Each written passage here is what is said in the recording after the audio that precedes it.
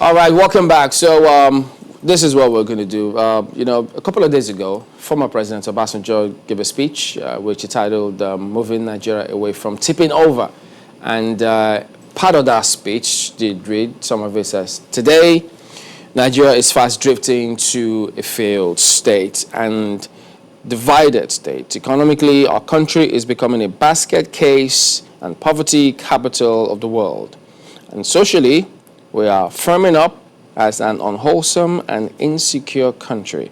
Well, he went on to say quite a number of other things, which we'll take a look at as we progress this morning. But joining us today to weigh in, because the presidency has since responded to this statement, saying far from it, that is not the case with the things at the moment. So we've got two gentlemen, Mr. Farouk Adamu, who is an APC stakeholder. He is a former minority leader in the House of Reps, as well as Kachi Onanuju, who is a member of the PDP. Gentlemen, thank you for joining us today. Well, Mr. Adamu, let me start with you. Having seen this speech by the former president, yes, of course, the presidency has responded. But do you think that it's just his perception, the former president, or were there some realistic things that were in that letter? What is your assessment of it?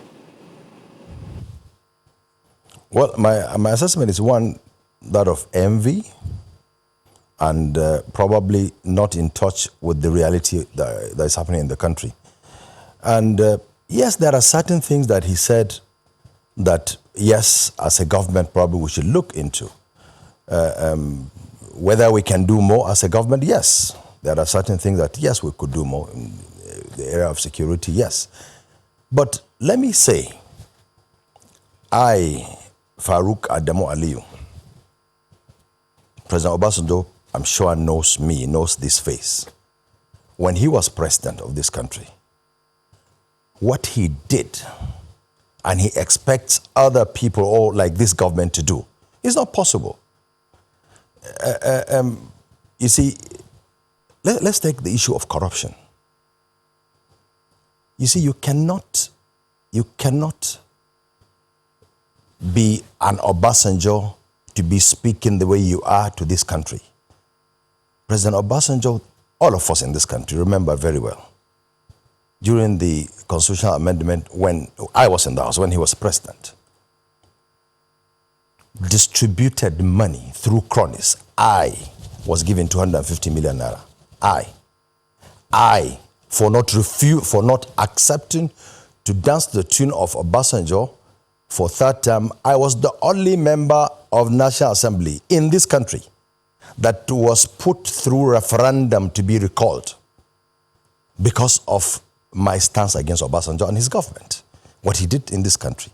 Remember the Odi saga. Remember how governors were removed illegally. Remember brigandage Obasanjo did in this country. How dare somebody like Obasanjo come out to be talking the way he's talking? And look, as I said, it's envy. Now, if you look at the privatization exercise of Obasanjo, where is the money now? The electricity, he himself, remember when Bankole was the speaker. I'm going to jump in, Honorable. What is the envious part of this speech? Well, the envious part of it is that President Buhari is doing what he didn't do, like free and fair elections. I mean, do you know that if Obasanjo was president of this country, probably a PDP government would never, ever have allowed the judiciary to operate? But look at what's happened in this country. We, as a party, as a government, lost Zamfara State.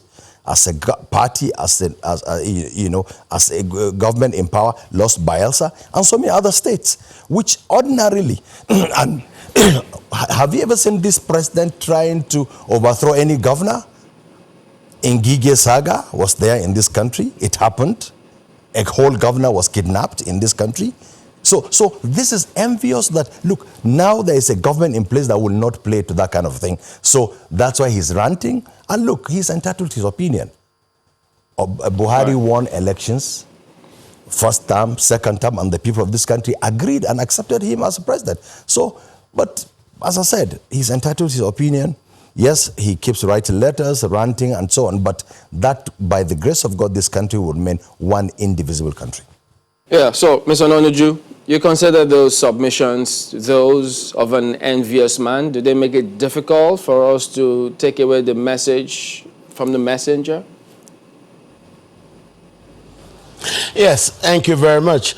My friend, Honorable, has repeated the same mistakes that the government has been making.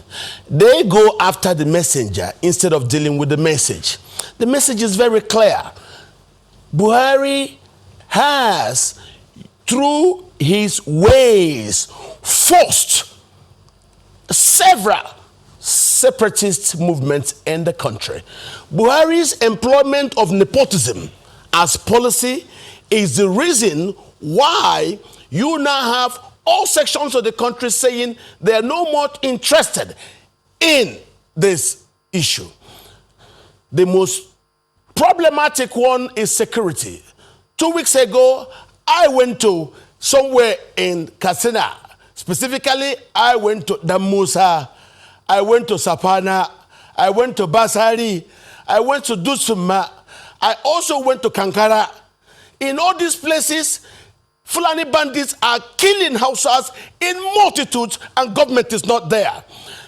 This problem also replicates itself in several parts of our country, and the government has not allowed a prosecution of all those people that have been killing Nigerians all over. Today, as we're talking, Buhari is still trying to seize ancestral lands so that he can find lands by force to resettle Fulani refugees escaping from Mali.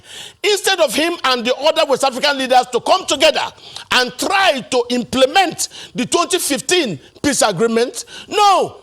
All he's been doing is using one scheme after the other to try to seize ancestral land. He said grazing reserve, we said no.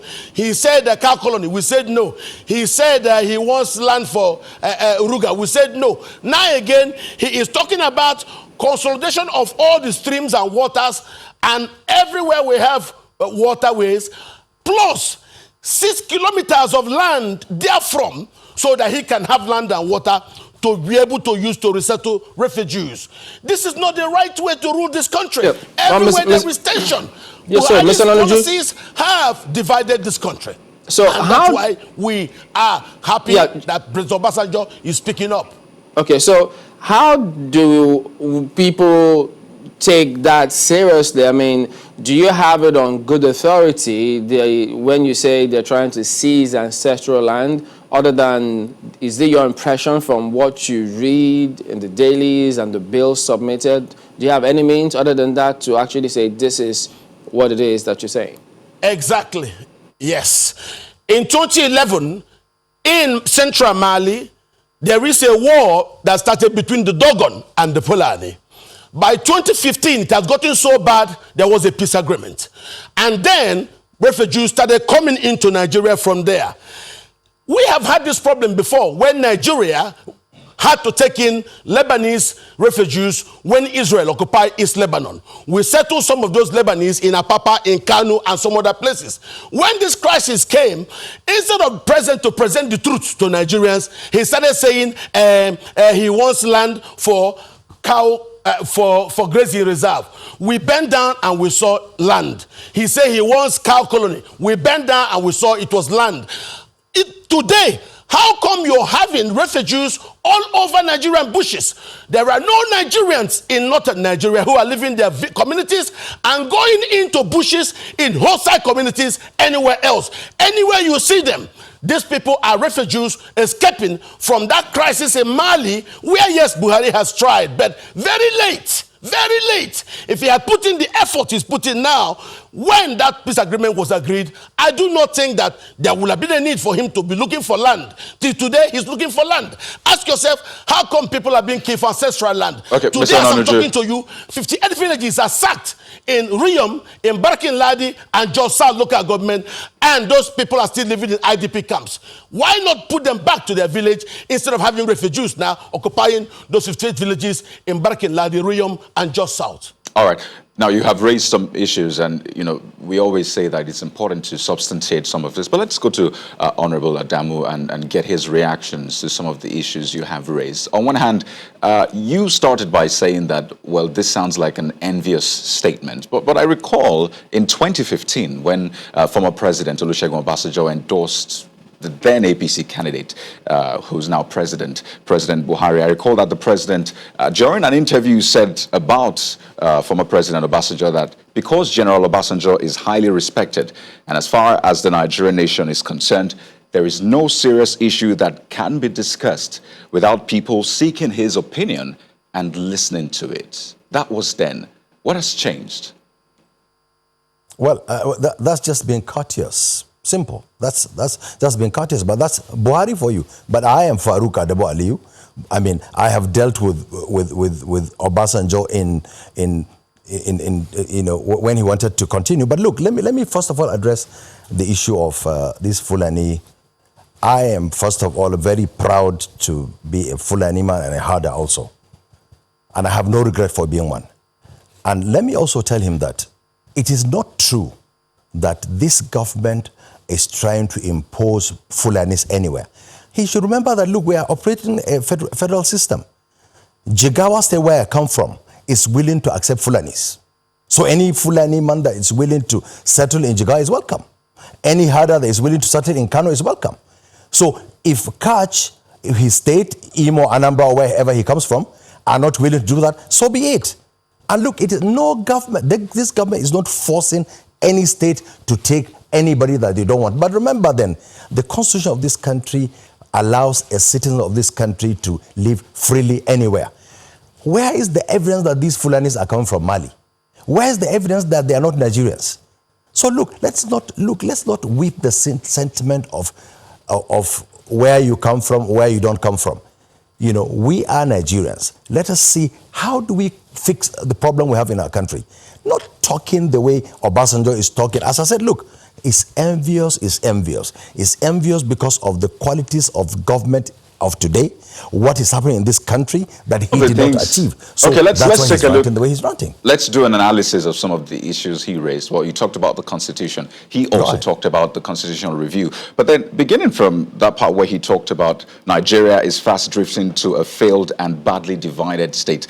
I'm not sure. Are you aware of a fragile state index, which ranks Nigeria 14th out of 178 countries, scoring 97.3 of a maximum 120? That's saying that Nigeria, according to these, this ranking, is in quote failing.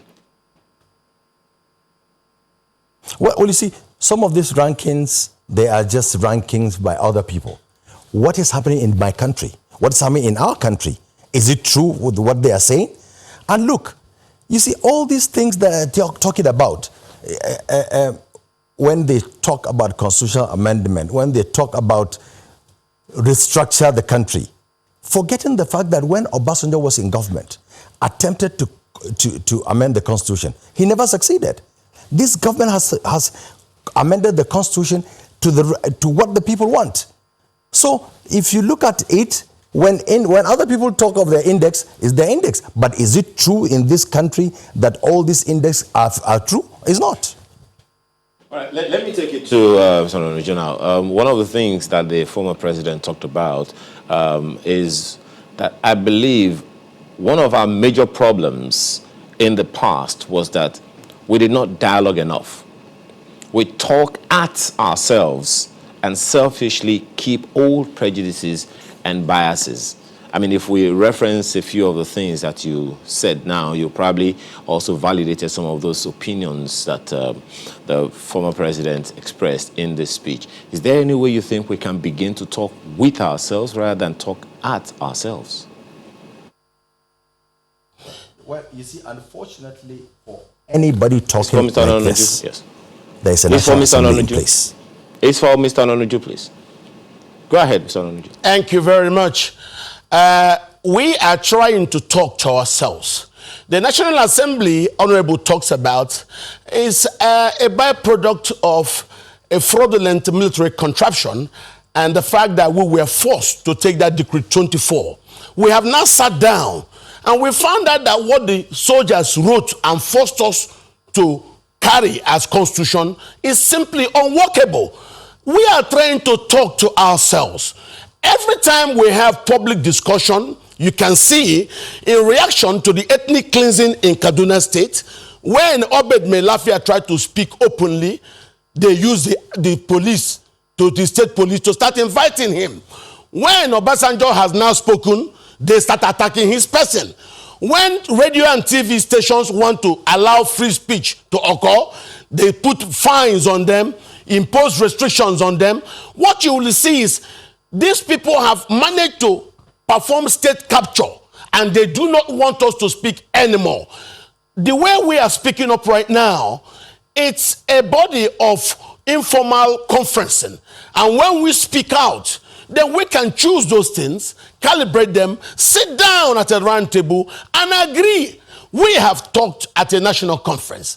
But, of course, you know, President Buhari does not want to even recognize a sum total of the words of all of us. The conversation you are talking about now, Mr. Anonuju, just one moment. The conversation you are talking about now is what the National Assembly is trying to start. I mean, with this constitutional amendment that's been proposed. Isn't that something? No, it's not something. This is the constitutional amendment are things you've heard. The APC in its manifesto said they will start when they hit the ground, constitutional amendment. A lot of things that they have promised. We have talked about it. What they are doing is whenever they see complaints, tensions, the agitations everywhere, they start telling you they will do constitutional amendment. Go and mark it. Nothing will come out of those rhetorics. Because what I'd like to tell you is if you want to predict the future, calculate the past. Look at Buhari's government. Just one more. Let's take it back to Honorable Ame now. There was something that he has said now, and which the former president also referenced in his speech, where he talked about a ray of hope was somewhat manifested in the last 10 days or thereabout, when the Northern Elders Forum and Yoruba Summit Group complimented each other in separate press releases on the Senate's idea of inviting submissions. Now, these regional bodies, if you want to call it socio-economic or socio-political groups, all coming together to agree, Northern Elders, Southern Elders, Southeastern Elders, they all agree that these things are right. Don't you see value in what they are saying? And that shouldn't the presidency be paying attention to it as opposed to just outrightly conflagrating what's been said? Well, you see, that's the difference between truth and reality. Now, I don't know who spoke, from the Afenifere side, but from the Northern Elders, if I remember very well, Dr. Hakim, who spoke on behalf of the Northern Elders. If you remember very well, a few months back, or last year, he was the chief of staff to the former Senate president. And he was also part of the constitutional amendment. How come now he's not talking about that? And look, we're not animals. We're human beings and we have a constitution guiding us. So anybody who wants to talk, the way to talk to ourselves is through our members. You cannot change the constitution without going through the members. And whatever you think the fault is in the constitution, put it forward. And there is no amount of rhetorics, no amount of brigandage. Nothing will change the constitution if not through dialogue, talking to the National Assembly. Afenifere, Northern Elders Forum, or anybody talking, they are free to talk. Just like when he spoke about Melafia. Who said anything about Melafia? Who did anything to him? He lied. He said one governor, a northern governor. Who is that northern governor? Let him come out and say the person. He didn't say that. So you mean as a nation, as a government, we have responsibility. We should investigate anybody who comes to lie or anybody who tries to foment trouble. We are not Obasanjo that will send soldiers to kill people in Odi or to kill people in Zaki Biam. We don't do that as a government here. So that's the difference. So anybody who is not happy with the Constitution should go through the normal process. Rhetorics, that's fine. You can talk, you can say anything. No matter what you think of your representatives, are still the legitimate body to do this constitutional amendment. Unless if we will continue talking among ourselves, shouting at each other, and then nothing will happen. So you don't want this constitution? Start constitutional amendment. And I assure you, you could see that there are certain parts of the constitution that we were able to change. Our government, When Obasanjo came, he couldn't change anything because what he wanted to do was just to extend his tenure. And Obasanjo, President Buhari, is not willing to extend his tenure. So if CACH or PDP or anybody, for that matter, can approach his member as a private member's bill or to go for the constitutional amendment. And if they don't want to go, they said they will not go because they don't recognize the National Assembly, so be it. That's their problem. It's their business. We'll continue to run the government in the best interest of this country and the people of Nigeria. But Honorable, I mean, you know, the last time they tried this amendment, I think it was in the 8th Assembly, it fell through because even as we speak, there are several people who have this impression. They think, even though we touched on it yesterday, they think that, look, the Northern Bloc don't want this restructuring. If you look through some of the dailies today, there are security challenges in different parts of the country. When they had this ministerial review, the president did say, well, even though the Corruption Perception Index says we're not doing good enough, but he says he's doing his best. And then if you also take a look at some of the other indices about the economy, poverty capital of the world, where he says we're trying to move the country out of poverty. So those statistics, they're real. So shouldn't we say that, well, yes, they may be real, but you're doing something, but from the figures, it shows that, look, what you're doing is not good enough. Shouldn't they accept that and say, okay, well, we have some of his messages, there are some truths in some of them? You see, nobody is saying everything they said is a lie. No, I can understand. But now, let's talk about the economy now you spoke about. Unfortunately for the whole world, we had COVID this year.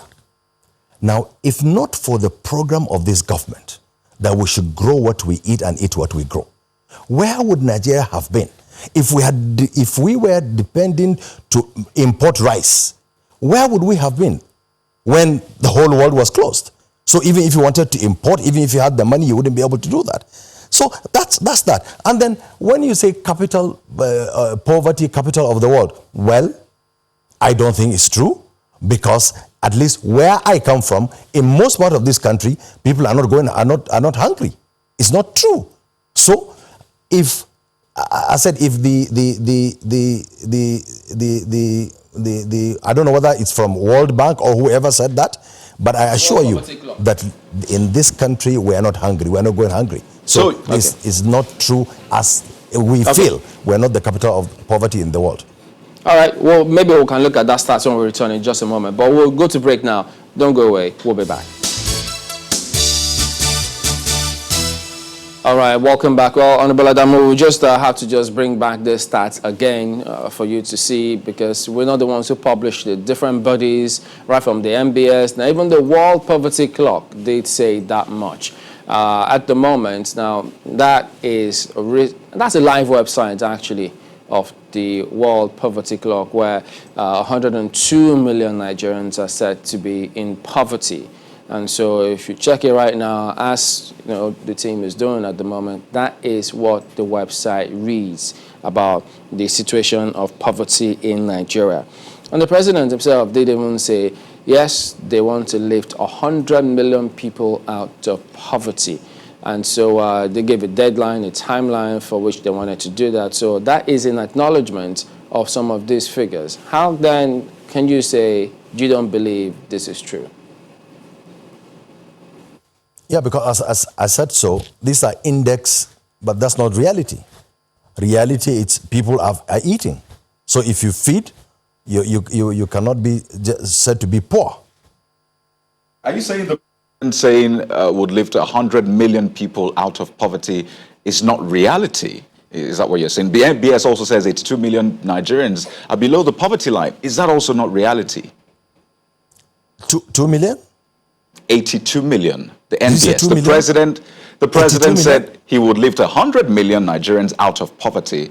Is that not reality? So clearly, yes, 100 million Nigerians are in poverty, I mean, from that statement. Is that not reality? Well, I concede. It is a reality. Onuju, how should we approach this now? Well, I think to show that the poverty is serious and Buhari's rhetorics are all based on lies, The other day, the government went to the West African Grain Bank to beg for grains. If true, as Honorable has been glossing it over here, that we are self-sufficient in food production, there will have been no need for Nigeria to go to the sub-region begging for grains. Yes, we begged for grains and we got grains. All I want you to know is that a lot of Buhari's governance is based on rhetorics. As you can see right now, Honorable Farouk was just denying it, and then when you now read those figures and told him that Buhari said so, he quickly said he concedes. So the idea here is to continue to gloss and lie. All the 80 million Nigerians Yes. are below poverty, have we started being poor when APC came to government? Well, are you telling me that, look, are you telling me, or whoever put the index, good, whatever, NBC, poverty, whatever, are you saying that the poverty, Nigeria was not this poor before we came? Don't forget, apart and from are you saying that we are COVID-19, not growing what we feed? Well, we're not eating what we are growing? Fine. What I'm and saying, the COVID, isn't it a reality? Honorable, hold on. One thing is that we have gone through 2 recessions even before the COVID. So don't blame anything on COVID. An economy has tanked. Why? Buhari does not use the best.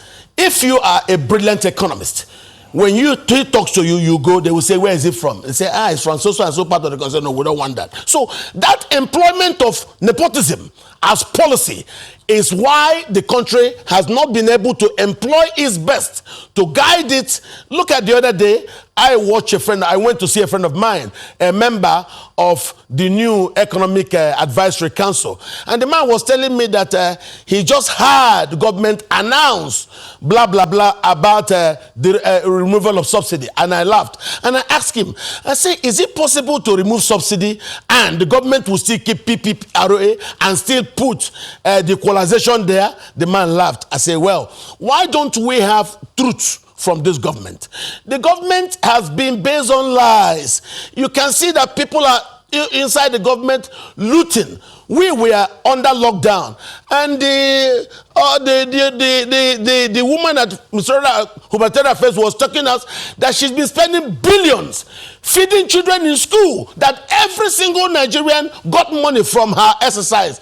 I didn't get. Nobody in my household got. We begin I went to my village to ask them, did you just get one money? moment, They said Mr. no. Onanuju. And when I met Mr. a friend of mine, just one moment. Yes.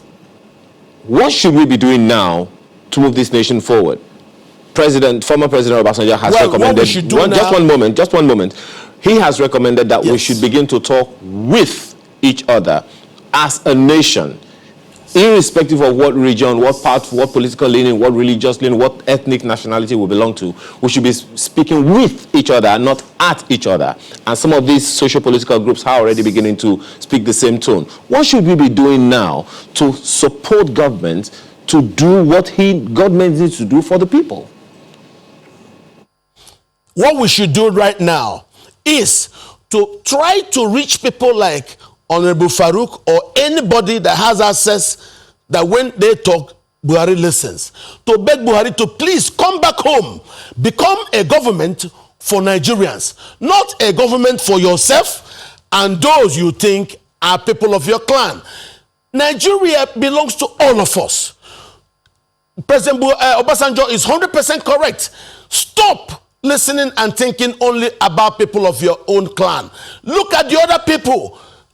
Talk to them. Listen to what they are saying. What, in principle, they are telling Buhari is, please start to become president of Nigeria. Nigeria is a diverse society of several ethnicities, of several diverse people.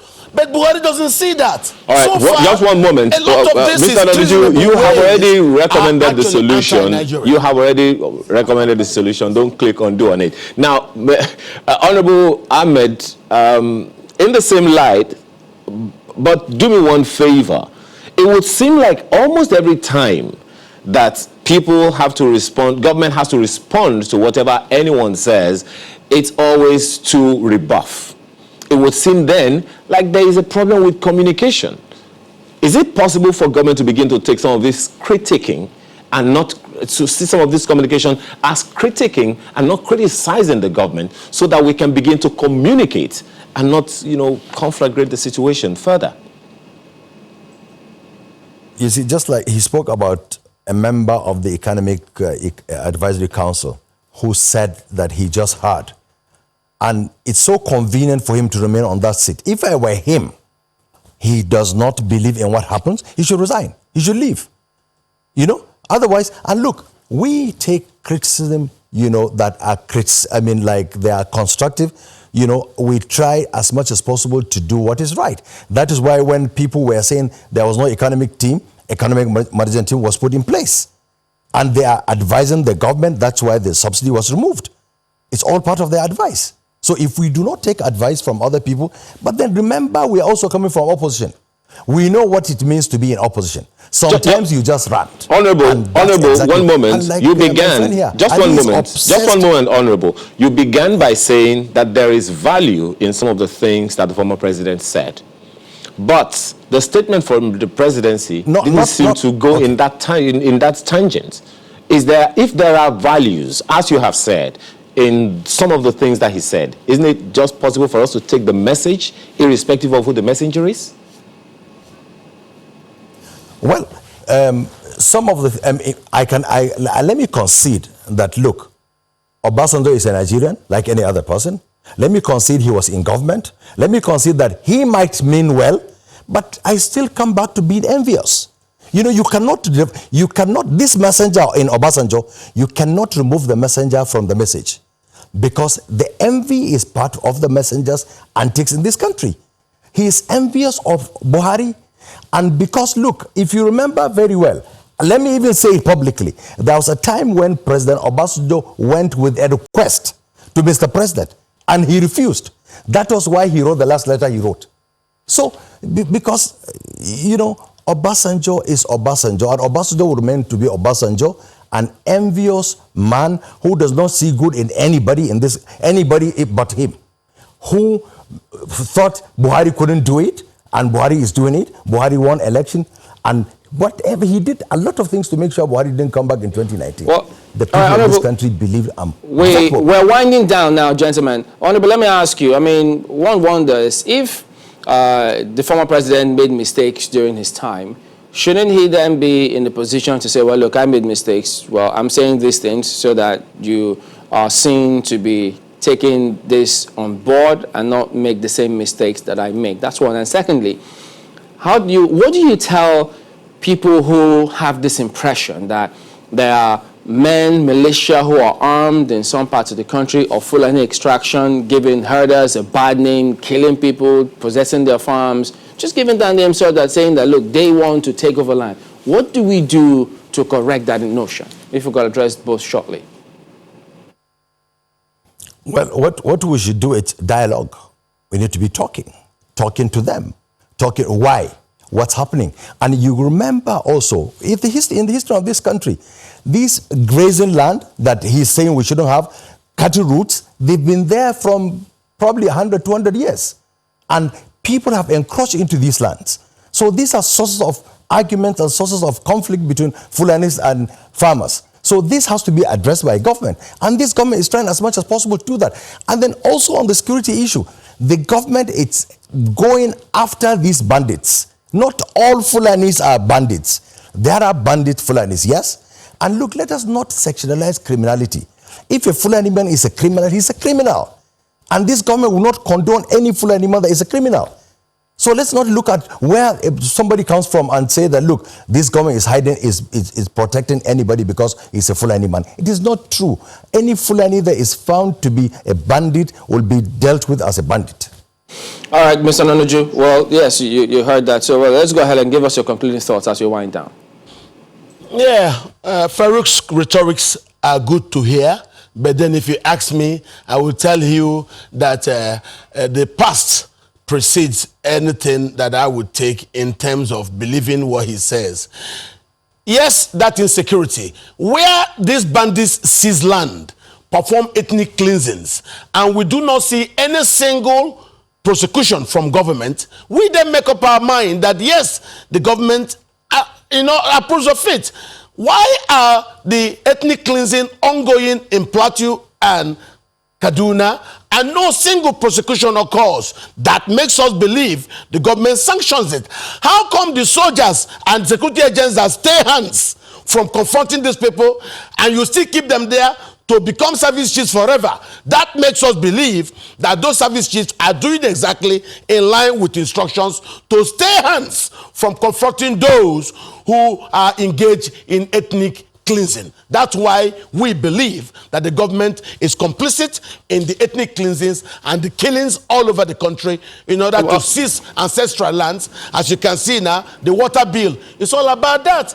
Water bill seeks to seize your land, seize the waters that have in the hands of the federal government, thereby abrogating the Land Use Act. When National Assembly returns, I think that matter perhaps will be tabled and then the country can take a look at it. But Honorable Adamu, I think you forgot to respond to the part of the mistakes by the former president. So if he made mistake in his time, shouldn't he be pointing out certain things? And secondly, you didn't tell us, when you claimed that he offered you money, did you report it to the ICPC or AFCC at the time? Well, let me talk about this money. Some of the monies given to us was displayed in the National Assembly, if you can remember. And it's an open secret that minimum of 50 million was shared during my time. People like us were given 200 and 300 million, and we, of course, didn't take it. I was there, and he was in charge of the ICPs. Now, coming to then whether Obasanjo's advice. President Buhari is a junior officer to Obasanjo. President Buhari served under Obasanjo. President Buhari Obasanjo has unfettered access to the villa. So there are certain things that as a leader, he knows. If he means well, there are certain things that he should meet the president one-on-one and tell him. Has he ever told us as a nation that, look, I have gone to this man, I have told him A, B, C, and he didn't do it? No. Because of his personal interest, he would rather come out to play to the gallery and speak the way he's speaking. Okay, so one wonders then, should the presidency be responding the way they responded then, since they equally have access to him? Who? The presidency? Yes. What do you mean, the president responding? The response. Anybody who comes out to attack, anybody who comes out to attack, not to give constructive advice. If you attack us, we'll attack you back. Simple. That's just it. I told you we're in opposition. That's exactly what has happened. When we attack them, they attacked us. So so because we're in government now, if you just come to talk shamelessly, people have even forgotten how the insecurity was in this country. People have forgotten how corruption was discussed on the table. People have forgotten how monies were shared in the past. All right, gentlemen, we need to go. But we do thank you, Honorable Farouk Adamu, APC stakeholder and former member of the House of Representatives. And thank you as well, Mr. Kach Ononuju, a member of the PDP. Well, he had to respond to the previous question, so no need for you to equally respond. But we thank you both for talking to us today. We will be back in a moment and talk about education. They were supposed to have resumed. We'll find out, have they? Why haven't they? In a moment.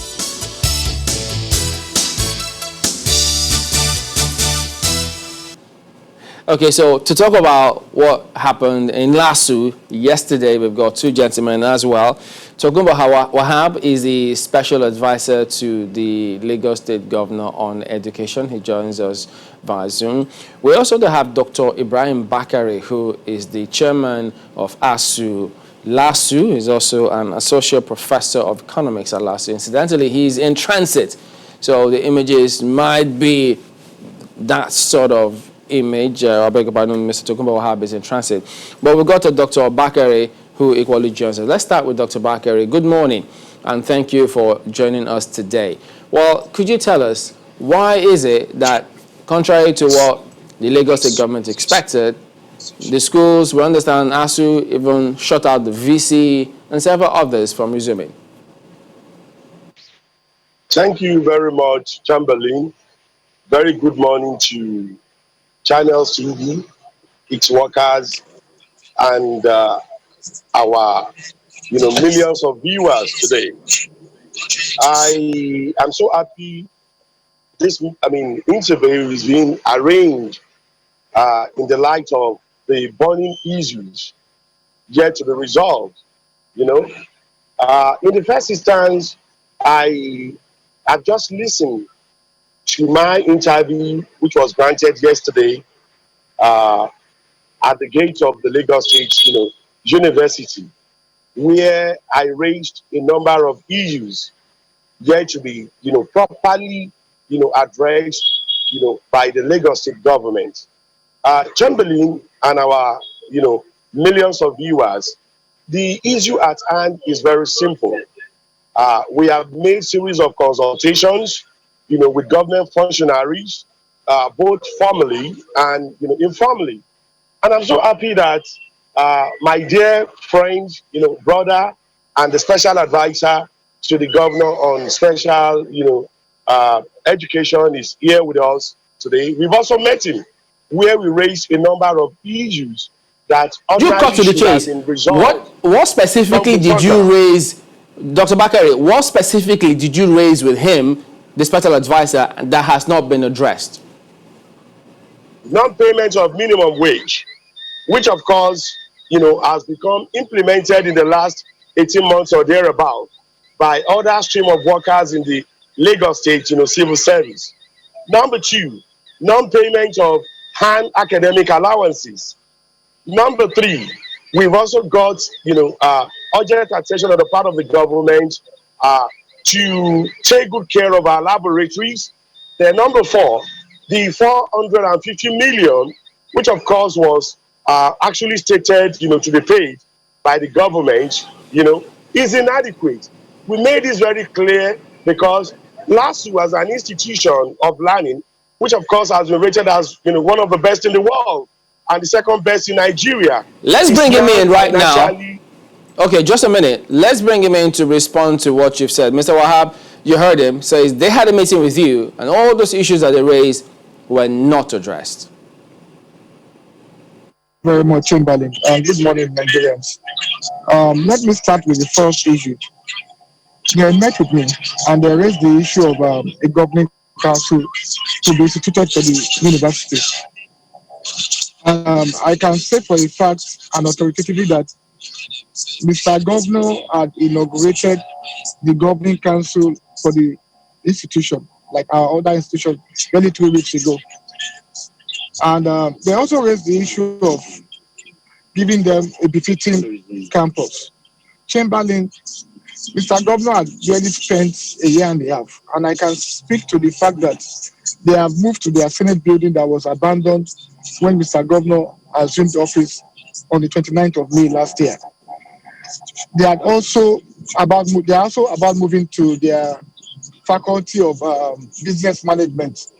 The Chinese have come back to the site and they are ramping up the project.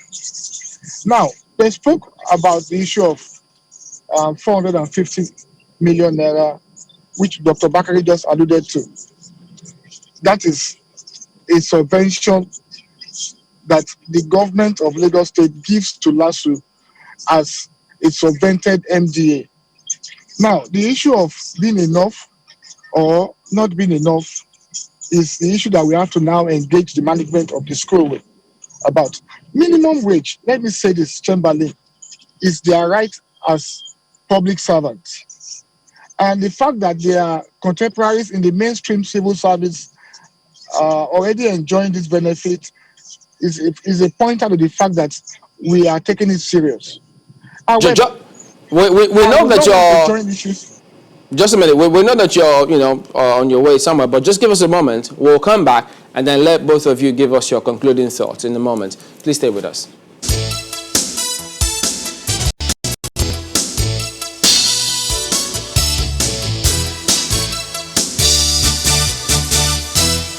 All right, welcome back. So, Mr. Wahab, could you go ahead and make the point? What is it that needs to be done now for the lecturers to go back to school? Because they say if those conditions are not met, they won't budge. Thank you very much, Chamberlain. We are having a meeting with the unions this morning, I think by 11 o'clock. The head of service is convening the meeting, and I will sit at the meeting with them. And I think we're going to have a meeting with the management afterwards, and then members of the governing council. Their demands are things that we're going to look into, and they're going to rub minds as we ought to do. If Dr. Bakare is saying the subvention is not enough, all well and good. We sit down with them, we engage them.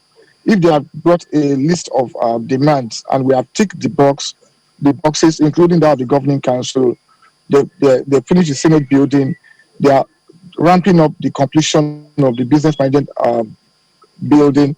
The student arcade the guy is going to go back to sites. We've had a meeting with him last week. And then we now have the issue of minimum wage. That's the only one that is outstanding. Chamberlain, this government is very sincere about it. And I believe we have given them a world-class hostel. The developers are on site. It's 8,272 bed space hostel. First of its kind in this part of the world. And if it's just the issue of the minimum wage, Chamberlain, I am very certain that issue will be resolved within the next few hours. And then they'll have to open up their gates for our students to come back. Dr. Bakari, having heard what he has said, do they have to meet your demands 100%? Because if they've done some of these things, you need to give your demands a human face. Do you agree with that, and how do you proceed with that, if you agree? Yeah, really, we've been very peaceful. We've been very civil. We've been very consultative. And I'm quite sure the SAE can really testify to this. It is not only the issue of minimum wage that we have really laid before the government. We talked about other issues, including the unpaid and academic allowance, which other colleagues from other universities have been enjoying since 2009. We feel so pained that all these issues are so critical to the welfare, of our members. And let me state this clearly. Since the commencement of COVID, LASU remains the most active institution, where you see staff really working, where you see staff giving in their best. And the reality on ground is that we've done so well to really project the image of the institution. Okay, Dr. Bakari, pardon me to bring in this now. Just to clarify certain things. Now, we're under the impression that ASUU is on strike. Is that the case? Really, yeah, it is JAG. What you see us, implementing now is the decision of, the JAG. That is the, unions of all tertiary institutions, in Lagos. So could you speak to this, because we're in receipt of this document signed by Tony Dansu, PhD, Secretary ASUU, and Adeola Adeolu Oyekon, PhD, Assistant Secretary ASUU, saying, contrary to the widespread belief, ASUU is not on strike. Yeah, that is quite unacceptable.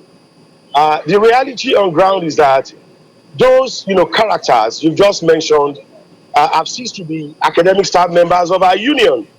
So I do not really understand where they got their mandate, from. And I'm quite sure the SA can really testify to that. So there is only one ASUU at the Lagos State University, and it's being chaired by, Dr. Ibrahim Adeolu Owolabi Bakari. So the position of, ASUU is in tandem with, the position of, JAG, representing unions of all tertiary, institutions, in Lagos. So I do not understand where and, how those, characters you just mentioned really came about, their letter. A couple of issues were raised in that letter, saying that LASU at the moment is exempted from the ongoing national ASUU strike, as it is currently under sanctions from the neck of ASUU. Is that also correct? That is incorrect. The reality on ground is that the decisions of the members of, ASUU is just what we have implemented. So ASUU at the national level says it is on strike. ASUU at the national level says universities should not be reopened in the light of lack of confidence, that the reopening might really, hike up, COVID, pandemic. So we do not understand, where, the source of that letter really emanated from.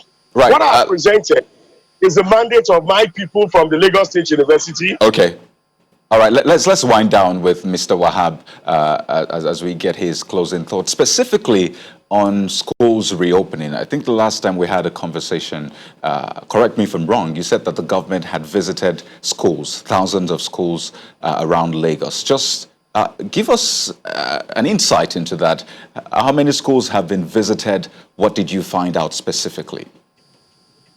Now, in the past 2 months, specifically, we visited over 18,000 private schools and then 8,637 public schools across the states. And that gave us a window to ramp up the infrastructure they need for us to prepare for the resumption. Pardon me, how did you do that? How did you achieve that? Because, I mean, in 2 months, visiting that much schools, because the schools are in districts. Okay. For each district, the Office of Quality Assurance cuts across each district, across the states. So, and they have staffs on their payroll across the states. So they're the ones that have to do that for us. Okay, my apologies, gentlemen. Okay, pardon me. We need to let you both. I want to anchor at that point. Mr. Tokunbo Wahab, Special Advisor to the Lagos State Governor on Education, as well as Dr. Ibrahim Bakare, the Chairman of LASU, also an Associate Professor of Economics in LASU as well. Thank you both for talking to us today.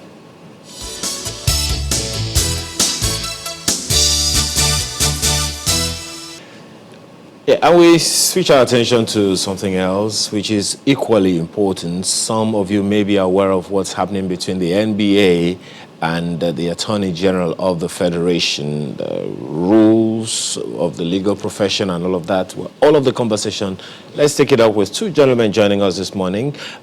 We'll begin with our guest in Abuja. Emmanuel Ekpeme is a legal practitioner. Thank you so much for joining us this morning. For some who don't know what's happening, bring up to speed. What exactly is the issue that the NBA has with the Attorney General of the Federation? Good morning, gentlemen. Thank you very, very much for having me.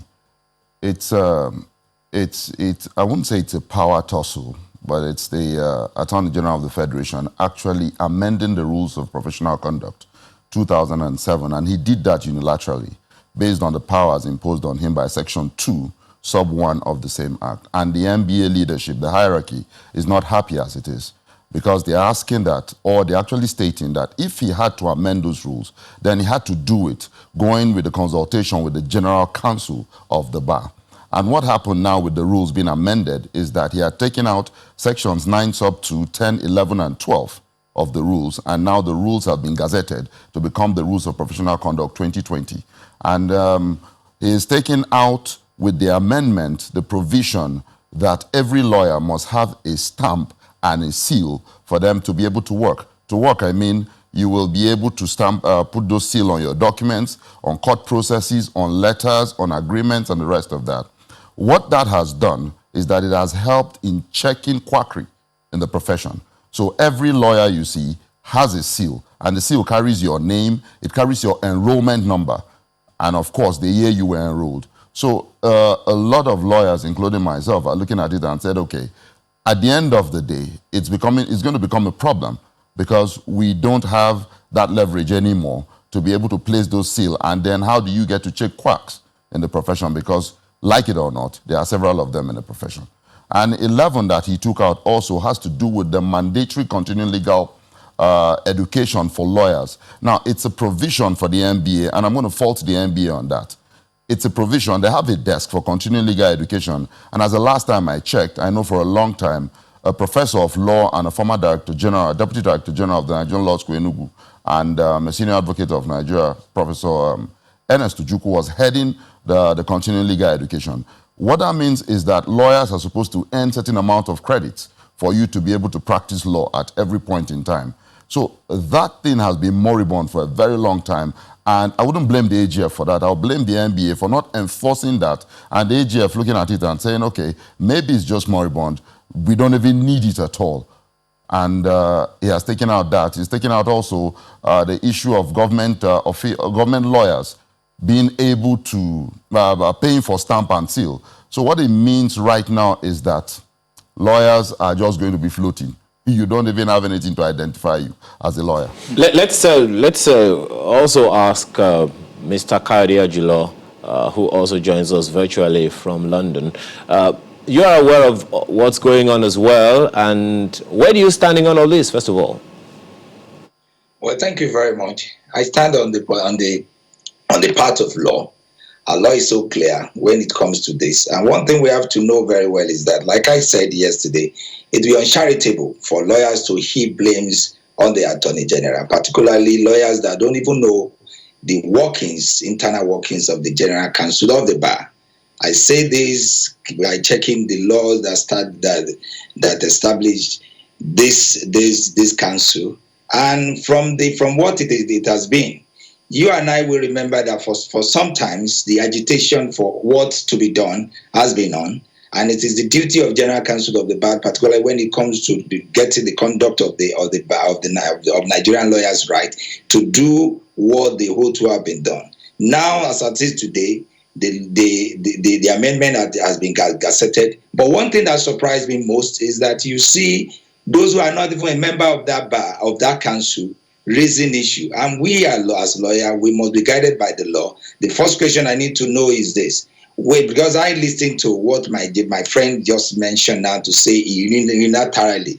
How did you know that is what has been done, particularly when the council has its own way, a law that will govern its conduct? I believe, like I said yesterday, if there must be any opposition, if there must be anybody that will query or question what the Attorney General, Honorable Attorney General has done, must be members of his council that will say this is what it is. It is not me. Like you hear the president of the bar, that's MBA, saying what it is. The president of the bar is not even a member of that council. So that is where the issue is. And from what it is, like for example, some of us have raised the issue of this sale. The law is so clear. The Supreme Court has come to explain what that sale is. And some people will continue to tell you that because of the sale, there are some quacks lawyers. No, what we should know is Nigerian lawyers has been for over 100 years. Sale just started 2000 and 2014. And the question we should say is that how many of the quacks lawyer or whatever you see that has been caught? And mind you, when it comes to impersonation, it is a criminal matter which police must do. I need to ask the NBA, how many of them has been arrested, and what did you use to arrest it? And particularly when they've commercialized the whole stamps, that is not the duty. And by the time you look at that rules very well, the rule never allowed the NBA to commercialize the issue of stamp to the point that you'll be selling stamp. You're raising the issues already. Just one moment. You're already raising the issues, and that's of course taken. But there are people, of course, in this same profession who maybe they're in the council or not, I don't know, but they say that, yeah, it's a good thing to do, but maybe the process is what was faulty. What's your take? No, the issue of the process, like I said earlier, there are a lot of lecturers of authority, particularly when a body has made a decision. If anybody must complain, it is not you and I that we don't even know the internal workings of that. Mind you, the Attorney General of Federation is the president of that bar, of that council. And mind you, despite the fact that we have over 50, almost 56 members, only 8, the laws make it possible for you to have only 8 can make a quorum. Now the question is this: for anybody to follow the process, that is what I've been saying.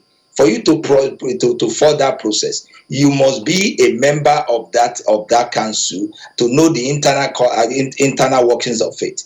By the time you look at the section, even the process to use, the council itself can make the process. Since I don't know the Mr. Ajilo, let's take it to Mr. Ekpeme. I mean, you've made that point about not knowing the process at the General Counsel of the Bar. So, Mr. Ekpeme, I'm not sure if you followed through or you have inside knowledge of how this was done. I'm just wondering, on one hand, do you know if that went through due process at the General Counsel of the Bar? That's one. And also, when you talk about identification, some say, well, you have your call number that was given by the Supreme Court. Isn't that enough identification? And for some, they think this is a good thing, actually. It gives a lot of people access to the Temple of Justice. So people that are not legal practitioners can actually submit, court processes. So in the light of those points, how do you respond? Well, thank you very much. You see, there's no hard and fast rule to this. If you look at Section 2 sub 1 of the Rules of Professional Conduct, that gives him the powers, actually, and how he went ahead to talk about or to amend. He actually said, by the powers conferred on me. When you confer with the bar, there's nothing hidden on it, the body, the council. It will come out, and then there will be people that you have conferred with. The NBA president, who I'm sure is a part of that bar, of the body, and several others, even though a senior advocate, I think Tolani also, actually said people who don't attend meetings should not come and complain. So maybe that will be an indictment on the members who are supposed to be there. But the general feeling is this: he didn't confer with anybody before taking a unilateral decision to amend the Rules of Professional Conduct 2007. Now, if he did confer, then he should come out and say, okay, I did the conferment with people, I did a meeting, and this is the process we went through before amending. Now, there are three stages, there are three categories of quack lawyers. There are those who apprenticed in law firms and then decided to buy wig and gown and start practicing. There are those who went to the university and then didn't graduate but are still practicing law. And there are those who graduated from the university but could not pass the bar at the law school. And those are the most difficult ones to detect because they've gone through school, they have law school mates, but they were never called to bar. Maybe they couldn't pass the bar exams or something happened. Now, how do you dictate all these people without them having the seal? Because there's no way you can apply for your seal. Mr. You apply for the seal, there's a verification, your name and branch is going to come out. Do they have call numbers? Yes. Do they have call numbers? Yes. Sorry, I didn't get that. Yes. Do they have call numbers? These three categories that you mentioned, do they all have call numbers? They don't.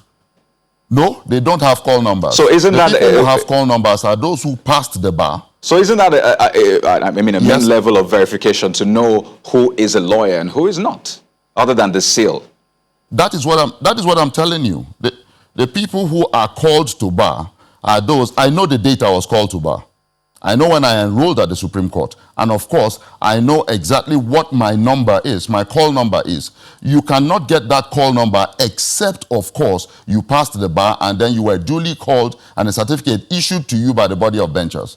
So that is when the seal, that certificate you can use to enroll at the Supreme Court. That's the argument some are putting forward. That number, the Supreme Court, will appear on your seal. So people are wondering that if you have that call number, so what's the point of getting that seal and having to pay on a yearly basis, I believe, just to, in quote, renew that? This is the point. Kayode, this is the point. You have that call number, but you don't write it anywhere. You don't write it on your court processes, you don't do anything with it because nobody asked you for it. And so the same lawyer who has not been called, let me put it in quote, who has not been called to the bar will now go and file his processes with his name on it. Nobody's going to ask him any question. But when there's a mandatory provision for you to put your seal on your processes, your name is going to appear and your enrollment number is going to appear on that seal. And so if you go and forge that seal and you put it there, an enrollment number, they always find out. And moreover, you cannot even forge the seal. That's how bad it is. All right. Well, Mr. Ajulo, now that it seems like there is some sort of communication challenge with this whole idea, however well-intentioned it may be, perhaps there is the problem of communicating the intention and the action itself to the people who will benefit from it, the practitioners in that sector. What should happen now? Like communication problem. This is the question of the law. And when law has been settled, you don't even need to plead or you don't need any fact or particulars. By the time you look at section 1, subsection 4 of that case that establishes the general bar, it said the quorum of the bar shall be 8. And the standing, there must be a standing order in which the procedure of the council. Now, my friend just made an allegation which I believe in he will need to withdraw, saying that the Attorney General has unilaterally. Were you there when he did this? Did you know the standing order that gave the Attorney General what he has done? That is why I said that anybody that can come before the Attorney General now must be a member of that council. And as of now, no member of that council has been able to come out to say, yes, what the Attorney General has done is wrong. That's why you can see the senior advocate Okutepa, you can see the Chief Akintola, who is the member, said what the Attorney General has done is right. And even in that section, even said that nothing shall invalidate whatsoever the Attorney General or anybody must have done in that council even if they've done And it Mr. wrong. Ajilo, just one moment. Where you stand on this matter, can you confirm that this action has been taken and concluded? I believe it has been taken and concluded, particularly since they have been gazetted. Even it has a gazetted number. This is the question of law, and the law is so clear. Anybody that needs to raise any issue must know what happened in the matter. All right. We'll have to thank you very much, Mr. Kayode Ajilo, as well as Emmanuel Ikpeme, both legal practitioners. Gentlemen, thank you so much for your time. Thank you very much for having us. So I guess we have messages now? Well, yeah, well, we're hoping that, yes, indeed, that we could go right on to those messages if, now where do we start? Which of them do we take? Usually, the ones that would actually want to interest. Okay, let's start with Professor Enahena then. Okay, well, he says, look, government must come out from the shackles of desperate economic policies to economic programs that will take the country out of poverty, provide enabling environments for investment, enact policies that are humane and capable of generating capacity for development and employment. Dr. Ayodele Adewale speaking to one of our guests earlier on, saying it is clear, according to him, that the gentleman, Farouk, in the studio today has probably just returned to the country or is living in denial. How can he say that it's not true that people are suffering? Hence by saying, I'm short of words. Well, this one is interesting. A different twist, if you like. Nazif Said Wambai says 102 million people were living below the poverty line in 2010 when our population was 167 million. Today, with a population of about 200 million people and the number of people poor Nigerians have been reduced to 82.9 million people according to NBS. PDP signed Nigeria to poverty. We're lucky to have PMB at this time. Interesting. But then you need to give us the source of those figures. So well, Adeleke Amos says, on the last, we'll come to yours soon. Adeleke Amos says, on the last issue, the SAE, the essay on education, that's what it means, has talked about the position of the government. And I believe what he has said, to be a very sincere man, the union should please continue to dialogue with the government to bring lasting solutions to the issues. Oh dear. Okay, that's Amos. We hear you. Well, there's this tweet on the NBA AGF issue, and it says, this is from ONU, by the way. It says, Ajilo is just being, in quote, beggarly in his reaction to the AGF's illegal action. According to this tweet, it says, first, the AGF is plausibly denying any knowledge of the Gazette and raising concern about being sabotaged. Well, Mr. Ajilo says he believes that action has been taken, looking at the Gazette and the number on the Gazette. And then ONU says, second, members of the GCB have stated that they were never invited to any meeting. But yet again, Mr. Ajilo says, well, he has not seen any member of the General Council of the Bar saying they were not invited. So is this just lawyers doing their thing, just, trying to balance the sides? Well, we will find out. Well, tomorrow promises to be another day, so make it a day with us, because we will be glad you did, or to know that you will. Well, thank you all for watching anyways. We'll see you again tomorrow. I'm Chamberlain Uso. I'm Kayode Okikiodu. And I'm Ayo Makinde. Don't forget, keep safe. Have a